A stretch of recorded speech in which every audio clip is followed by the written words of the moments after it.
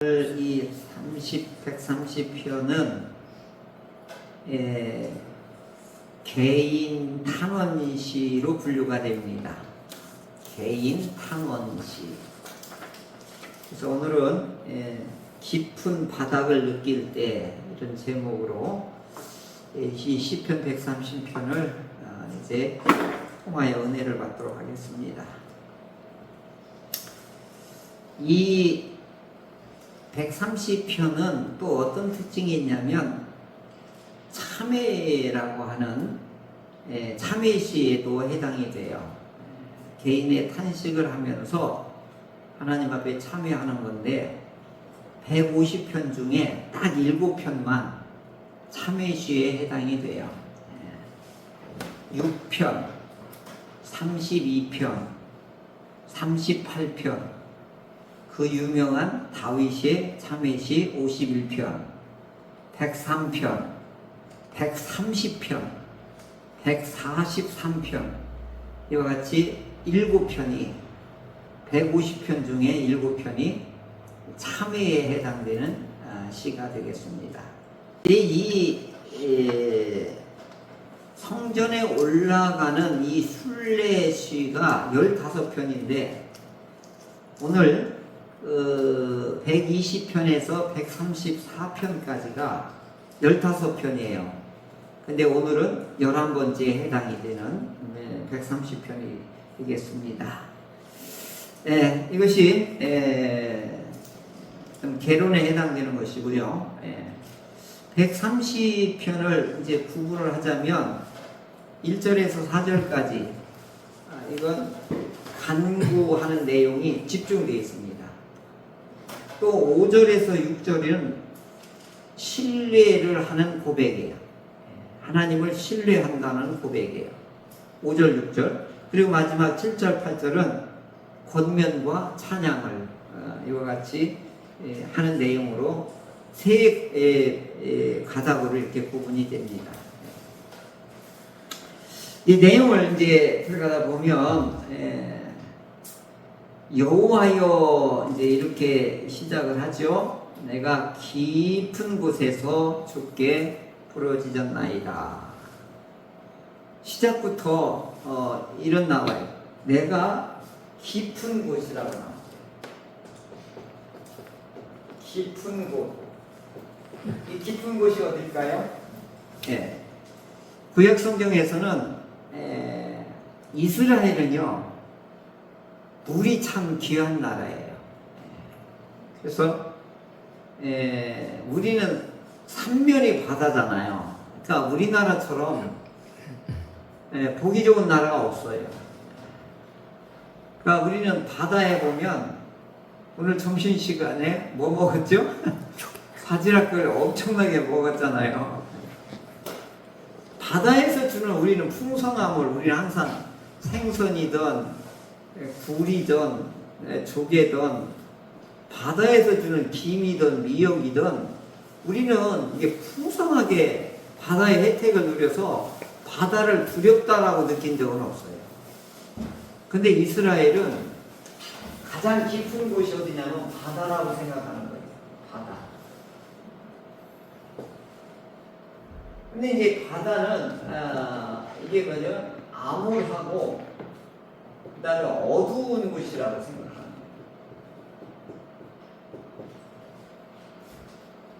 그 요나서에도 보면 요나가 바다에 빠지잖아요. 그러니까 이제 깊은 저 어두움에 이게 들어가는 곳이에요. 그래서 이 바다라고 하면 이들의 의식에는 쉐월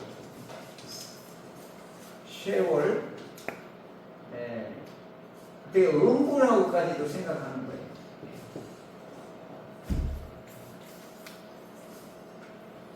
그러니까 이제 그 깊은 물 딱 그러면 여러분 이렇게 이스라엘 구약 성경에서는 이게 음부다 이렇게 이들을 느끼게 돼요.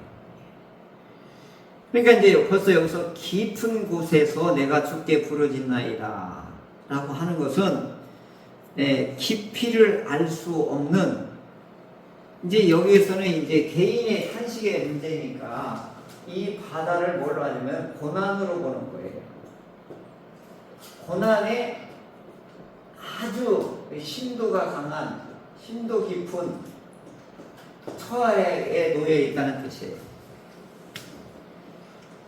그러니까 나는 지금 아주 고난에, 환난에 깊은 곳에 가라앉아 있습니다. 이런 뜻이에요. 그러니까 이제 그 욥기가 욥기에서 욥이 뭐라고 했죠? 깨진 조각을 가지고 내가 온몸을 긁고 있다. 이제 그런 표현을 이게 같은 거예요. 그러니까 오늘 깊이를 알 수 없는 고난과 환난 가운데 내가 처해 있습니다. 이런 뜻을 말하는데 이걸 고난의 수렁이라고 보면 돼요. 고난의 수렁.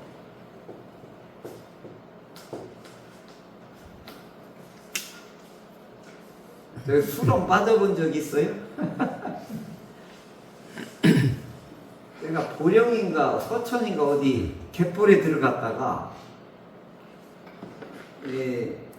갯벌이 무릎 위까지만 딱 들어가잖아요. 발이 안 빠져요. 진짜 무섭더라고요.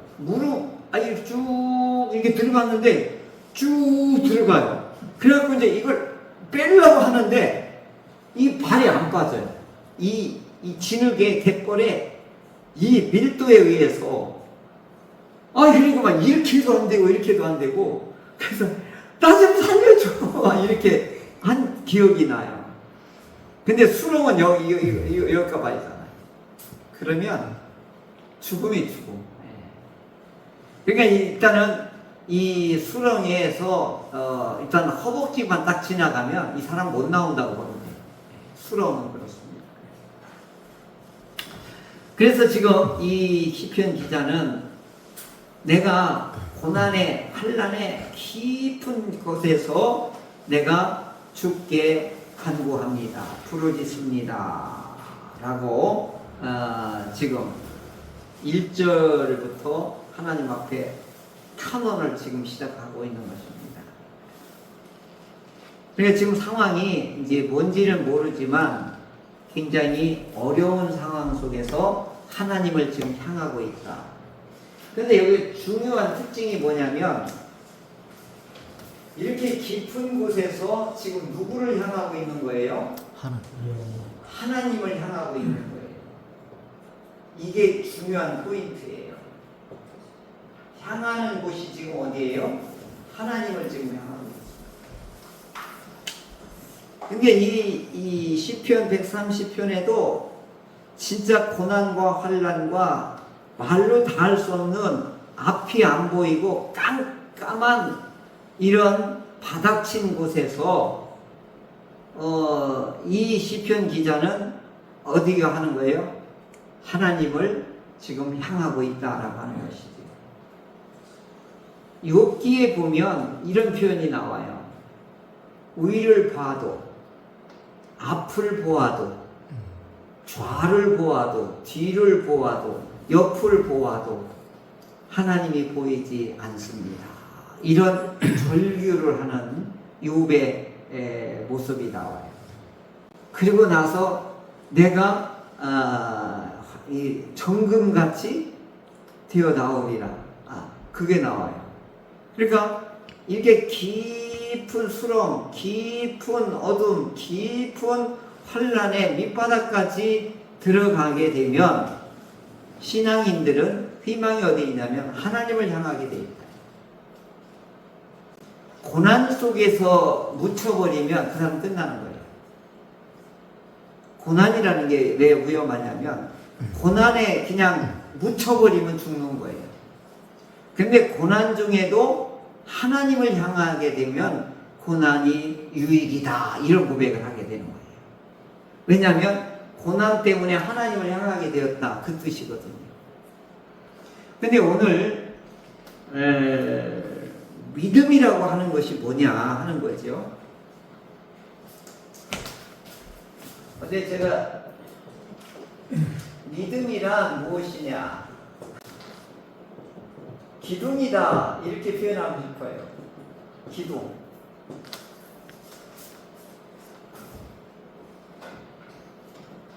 근데 이제 이 기둥은 뭐냐면 이 건물하고 똑같은 거예요. 이 건물이 굳건히 설 수 있는 건 이 기둥 때문에 그래요. 근데 이제 기둥이요. 이번에 무슨 저기 광주 무슨 도서관? 무너졌다고 그랬잖아요. 다 무너지는 데 이유가 있잖아요. 근데 이 기둥이 비틀어지면 무너져요. 기둥은요, 항시 반듯해야 돼요. 반듯하면 아무리 무거운 거라도 이게 부서지기 전까지는 이게 해요. 근데 이렇게 삐딱하잖아요? 그럼 무너지게 되죠. 그러니까 믿음은 뭐하고 똑같으냐면 정직하고 똑같아요. 이게 고들직자거든요. 이렇게 반듯해야 돼요. 이게 기둥처럼. 그러면 아무리 무거운 거 여기다 쌓아놔도 절대로 이게 무너지지 않아요.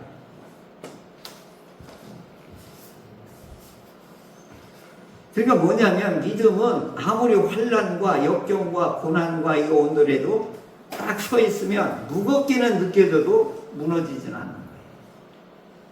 그게 뭐라고요? 그게 믿음이다. 그러니까 믿음이 기둥과 같아서 환난, 고통, 어려움, 이런 것이 있다 할지라도 힘들 수는 있어요. 그죠? 근데 무너지지는 않습니다. 그러니까 지금 이 깊은 곳에서 고난 가운데 환난 가운데 있는 이분이 어떻게 해요? 하나님께 부르짖는 게 결국은 뭐예요? 믿음이란 말이에요. 이게 믿음은 무겁고 힘들건 느끼긴 하지만 무너지지 않는 거예요. 그러니까 오늘 우리들에게 제일 필요한 게 뭐예요? 믿음이란 말이에요. 아무리 힘들고 어려울지라도 어떻게 해요? 쓰러지면 안 되는 거예요. 무너지면 안 되는 거예요. 그 힘이 어디서 나오냐? 믿음에서 나온다.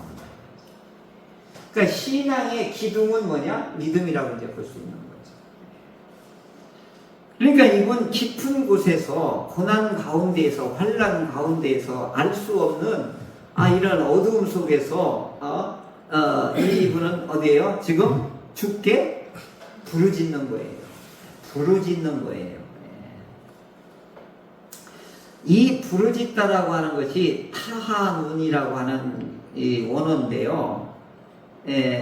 이게 다른 게 아니라 하나님이 호의를 베푼다고 하는 사실을 어떻게 해요? 기대하는 거예요.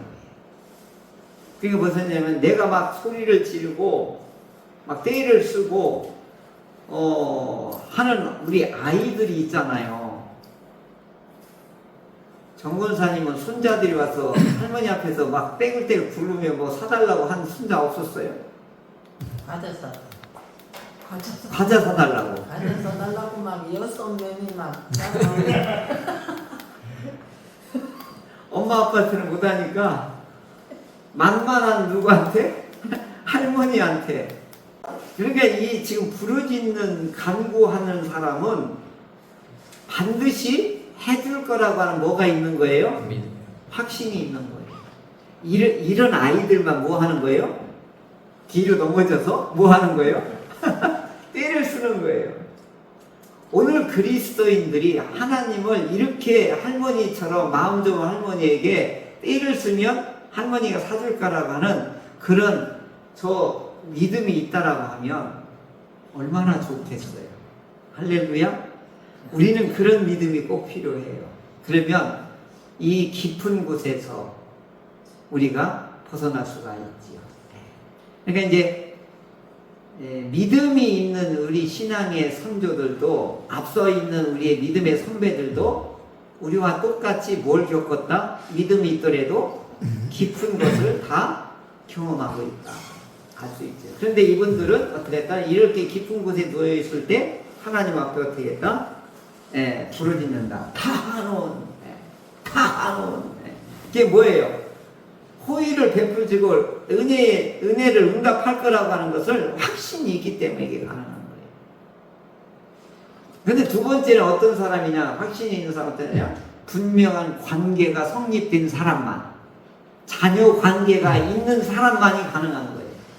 나그네라든가 고아 이런 사람은 죽어도 안 돼요. 그러니까 부르짖을 정도로 막 호소하고 때를 쓸 정도면 확실한 관계에 놓여 있는 사람이에요. 그래서 이걸 어떻게 알 수 있느냐? 믿음으로만이 알 수가 있습니다. 그러니까 2절에 봐도 뭐하죠? 주여 내 소리를 들으시며 나의 부르짖는, 여기도 또 부르짖는 거예요. 그 다음에 3절에 보면 여호와여 주께서 죄악을 지켜보실진대 주여 누가 소리이까. 그 오전에 보면 다윗이 하나님을 부를 때 어떤 하나님으로 불렀다고 그랬죠? 원어에 보면 들려요. 엘로힘이로 불렀잖아요. 여호와라고 할 때는 항시 뭐예요? 자비와 구원을 베푸시는 하나님으로 호칭하는 거예요. 그러니까 여기는 뭐죠? 여호와라고 하는 거 뭐예요? 우리를 건져내실 분, 구원해내실 분, 응답하실 분으로 이렇게 재밌는 거예요. 친밀한 하나님으로 이와 같이 대하는 거예요. 오늘 우리들은 하나님을 어떻게 부르고 어떻게 느끼느냐, 이게 신앙의 아슈레이를 누릴 수 있느냐 없느냐, 여기서 결판이 나는 거예요. 항시 하나님은 다정하게 할머니가 내 곁에 계신 것처럼 자상하시고 뭐든지 다 들어주시는 그 할머니가 내 곁에 계신 그런 할머니와 같이 여호와를 그렇게 느끼는 사람들은 어떻게 해요? 때를 쓸 수가 있어요. 어디다 건져놔도 항시 이런 신뢰가 있으니까 어떻게 해요? 하나님 앞에 뭐 할 수가 있어요? 간구할 수가 있는 것이죠.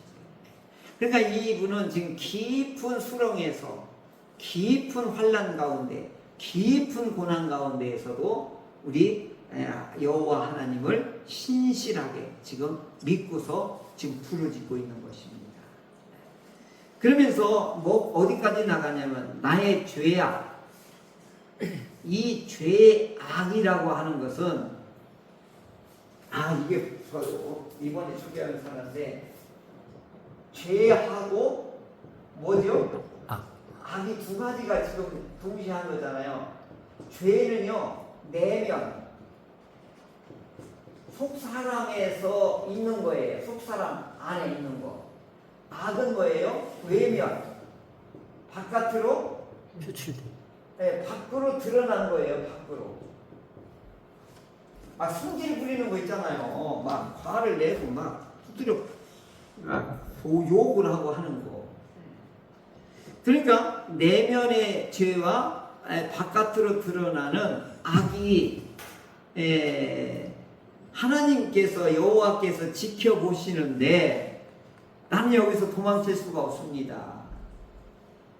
그러니까 이 죄악에 하나님이 심판하신다면 나는 여기서 벗어날 수 없습니다. 이걸 고백하고 있는 거예요. 그러니까 죄의 권능과 그 다음에 거기에 결박당한 나가 오늘 이 무력함에서, 그리고 하나님의 심판하에서 나는 여기서 벗어날 수가 없습니다. 그러니까 오늘 우리가 왜 이렇게 뻔뻔하냐 하는 거예요. 신앙생활이. 이 뻔뻔하면요 어떻게 되냐면요 신용만 하는 그리스도인이 되는 거예요. 제가 하영조 목사님 설교 사도행전 그걸 준비하면서 읽다가 이렇게 표현해요. 끔찍한 일. 끔찍한 일이 뭐냐? 이분이 이렇게 했어요. 끔찍한 일이라는 것은 그리스도인이 뭐냐? 신용만 하는,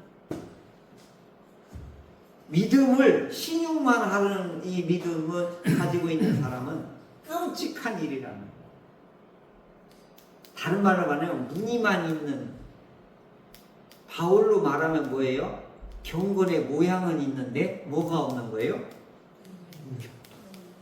실력이 없는 거예요. 그러니까 오늘 그리스도인들이 교회가 뭐예요? 뭐가 없는 거예요? 실력이 없는 거예요. 능력이 없는 거예요. 왜냐하면 사랑의 힘이 없는 거예요. 용서의 힘이 없는 거예요. 관용의 힘이 없는 거예요. 하나님의 십계명을 지킬 힘이 없는 거예요. 그러니까 이게 뭐라고 한 거예요? 끔찍한 일이라는 거예요, 이게. 그러니까 안 믿는 사람이 우리를 뭘로 보는 거예요? 장기판에 졸만치도 못 보는 거예요. 아주 개무시를 하는 거예요, 우리를. 그래서 내가 하나님 회개합니다. 지금 그러고 있는 중이에요. 대전 충현교회 성도 여러분들이 신용만 하는 그리스도인들 가면 내 책임도 큰 거예요. 신용만 하고 교회 다니면 무슨 소용이 있냐고요. 하나님은 우리에게 아슈레이 행복하여라, 행복을 누려라, 복을 누려라. 하나님은 막 이렇게 막 엄청나게 우리에게 막 쏟아부으고 있는데 신용만 하는 거예요. 신용만. 한영조 목사님 이걸 정확하게 봤다고 봐요. 그게 가장 무슨 일이라는 거예요? 끔찍한 일이다. 그러면서 오늘 4절에 보면 뭐라고 그러죠? 그러나 나는 이 죄악에서 피할 수가 없는데 뭐라고 그러죠? 사유하심이 주께 있으면 주를 경외하게 하십니다. 이 사유하심, 이게 어려워가지고 이게 사유하심이라는 단어가 셀리하라고 하는 단어인데 이게 뭐지? 했더니 이게 굉장한 거예요. 하나님이 용서할 때만 쓰는 말이에요. 하나님만이 쓰는 단어예요, 이게. 이게 뭐예요? 하나님이 용서할 때만 쓰는 이게 단어라 이 말이죠. 그러니까 이 사유는 하나님의 본성이에요. 하나님의 본질이라고 해요. 그러니까 용서하시는 하나님이라고 할 때 이 말을 쓰는 거예요. 셀리하, 사유. 그러니까 하나님은 어때? 죄보다 크신 분이에요. 죄를 어떻게 하는 거예요? 그냥 도자기로 그냥 탁 눌러버리는 거예요.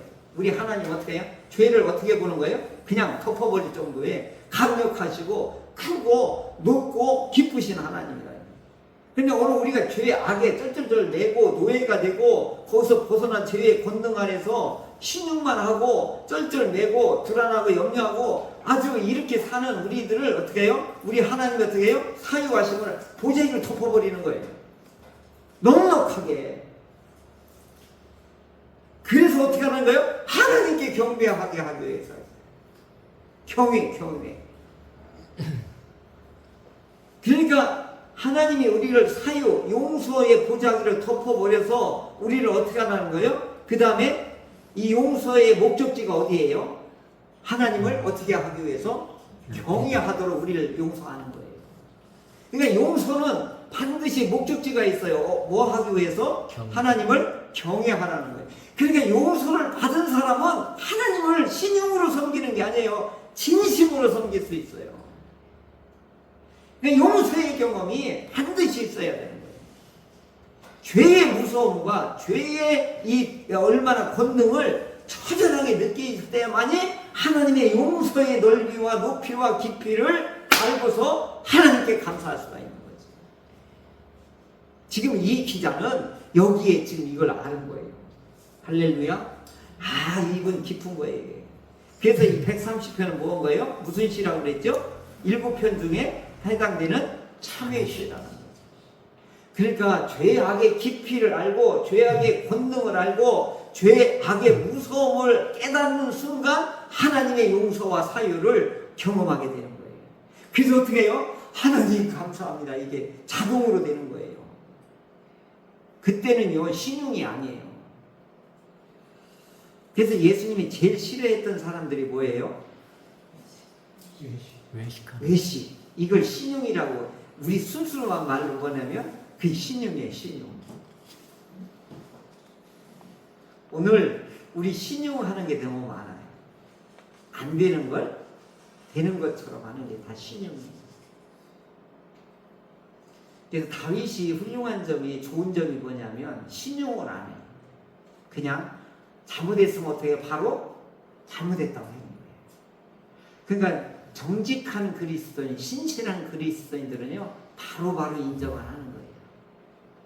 예식에 표현하면 참여하고 고백이 기도라고 하는데 거기까지 안 가더라도 하나님 잘못했습니다.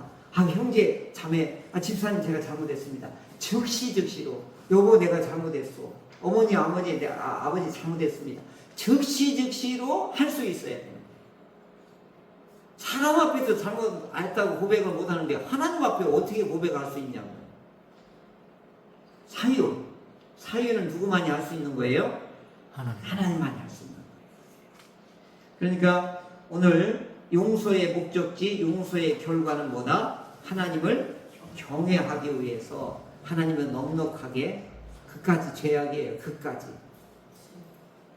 그런데 이 죄의 권능은요 진짜 무서워요. 벗어날 사람이 아무도 없어요. 그래서 우리는 이 사유하심을 경험하게 되면 하나님을 진심으로, 하나님을 진정으로 사랑하고 하나님 앞에 순복할 수가 있다라고 하는 것이죠. 그 다음에 5, 6절을 볼까요? 5, 6절. 나 곧 내 영혼은 여호와를 어디에요? 기다리며 나는 주의 말씀을 바라는도다. 여기 동사가 두 가지가 나오는데 뭐죠? 기다리다. 그 다음에 바라다. 이게요 대림절에 꼭 맞는 말씀이에요. 기다리다가 카바고요, 바라다가 야할인데 이게요 언어가 좀 달라요. 이 뉘앙스가 완전히 달라요. 이 기다리다라고 하는 것은 하나님께 집중하는 거예요. 그러면 바라다라고 하는 것은 반드시 할머니가 때를 쓰면 응답해 줄 것을 어떻게 하는 거예요? 확신하는 거예요. 그러니까 기다리고 바라는 것이 이게 대림적이거든요. 그러니까 평화의 왕이 우리 예수님이 나에게 올 거라고 하는 것을, 응답할 거라고 하는 것을 어떻게 하는 거예요? 커버하고 야하라는 거예요. 이게 대림적. 저 이거 은혜 받았어요. 이거 준비하다가 기다리며 어떻게 해요? 바란다. 여기는 뭐예요? 여호와를 바라고, 여기는 말씀을 바라는다. 여호와를 기다리고 말씀을 바란다. 이걸 표현을 약간씩 앞뒤를 이렇게 바꿨지만 결국은 뭐예요? 하나님을 확신한다 이 말이지. 그러니까 오늘 신앙생활에서 힘을 얻는 방법은 뭐냐? 능력을 얻는 방법은 뭐냐? 신뢰성이에요. 신뢰를 통해서 한번 응답 받잖아요. 선물 받잖아요. 더 커져요. 믿음이 커져요. 그리고 하나님에 대한 인격에 대한 것들이 어떻게 해요? 전적으로 이렇게 완전히 믿게 되는 것이죠. 이런 경험이 없으면 신용만 하게 되는 것입니다. 그러니까 피곤해요. 교회 다니는 것도 피곤하고 하나님을 믿는 모든 행사도 다 피곤해요. 근데 이걸 경험하잖아요. 즐거워요. 기뻐요.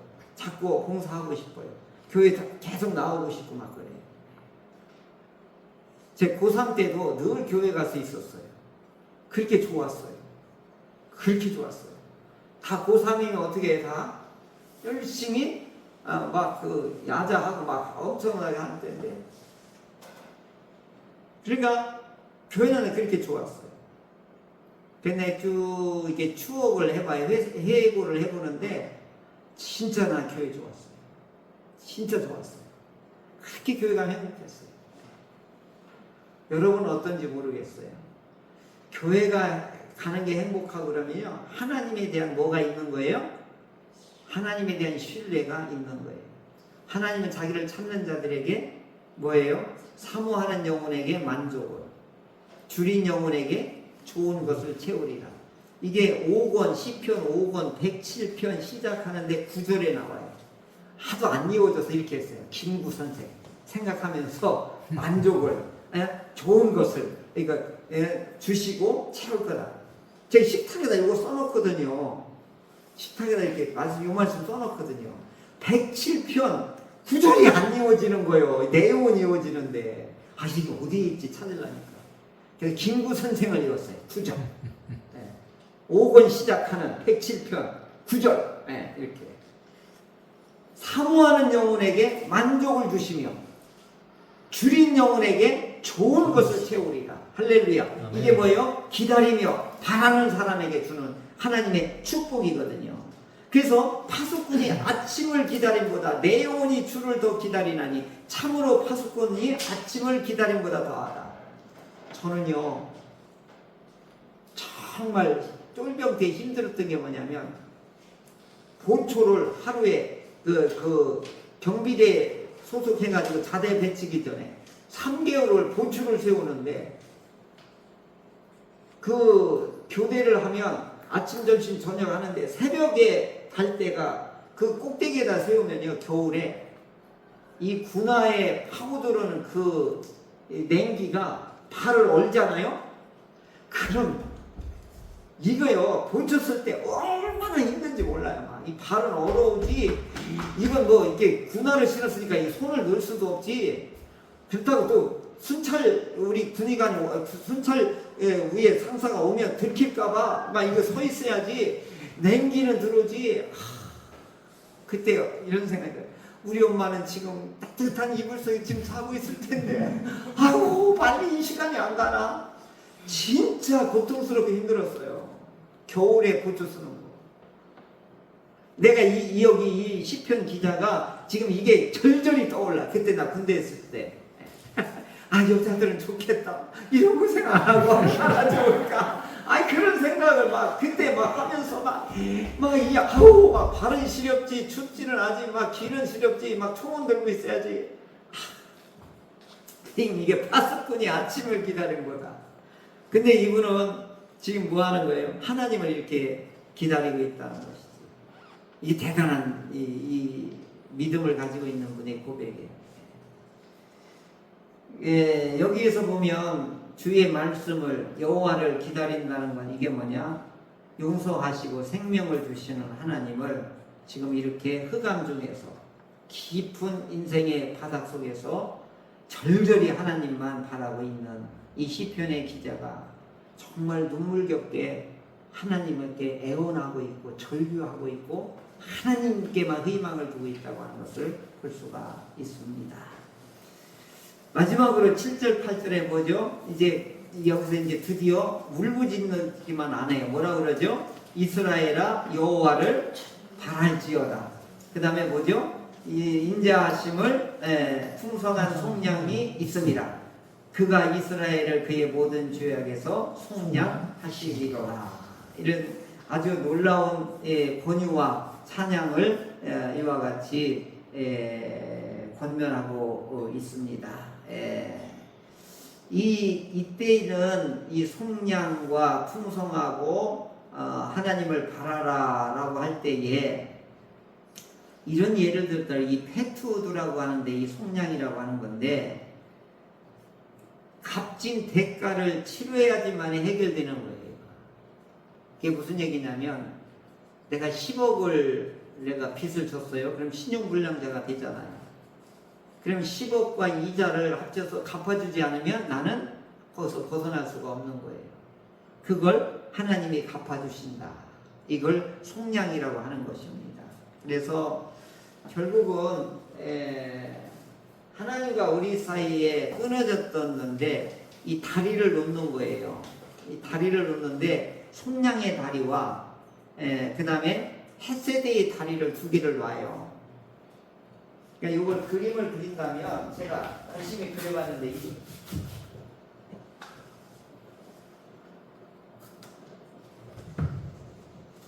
이것까지만 하고서 마치겠습니다. 이 그림을 그리는 게 훨씬 더 이게 하나님께서 오늘 우리하고 죄로 인해서 이게 단절이 됐단 말이에요. 오늘 인간하고.